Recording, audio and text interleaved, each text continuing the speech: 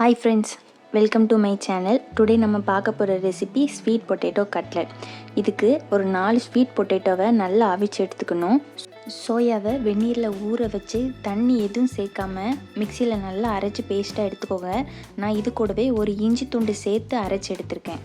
இப்போது ஸ்வீட் பொட்டேட்டோவை நல்லா மசிச்சு எடுத்துகிட்டு அது கூட சோயா பேஸ்ட்டை சேர்க்கணும். அதுக்கப்புறம் வத்தல் பொடி, மல்லித்தூள், கரம் மசாலா, மஞ்சள் பொடி, சோள மாவு, மைதா மாவு, கடலை மாவு, பொடியாக நறுக்கிய மிளகாய், கொத்தமல்லி இலை, தேவையான அளவு உப்பு சேர்த்து தண்ணி எதுவும் சேர்க்காம சப்பாத்தி மாவு பதத்துக்கு நல்லா பிசைஞ்சு எடுத்துக்கணும். அப்புறம் குட்டி குட்டி உருண்டையாக எடுத்து கட்லட் ஷேப்க்கு எடுத்துக்கணும். ஒரு தவாவில் 3 ஸ்பூன் எண்ணெய் விட்டுட்டு நம்ம ரெடி பண்ணி வச்சுருக்க கட்லெட்டை மாற்றி மாற்றி போட்டு எடுத்துக்கணும். நல்லா பொரிஞ்சு வரும். அவ்வளோதான், சூடான ருசியான ஸ்வீட் பொட்டேட்டோ கட்லெட் ரெடி. இதை நீங்கள் உங்கள் வீட்டில் ட்ரை பண்ணி பார்த்துட்டு கமெண்ட் பண்ணுங்கள். வீடியோ பிடிச்சிருந்தா லைக் பண்ணுங்கள், சேனலை சப்ஸ்கிரைப் பண்ணுங்கள். தேங்க்யூ.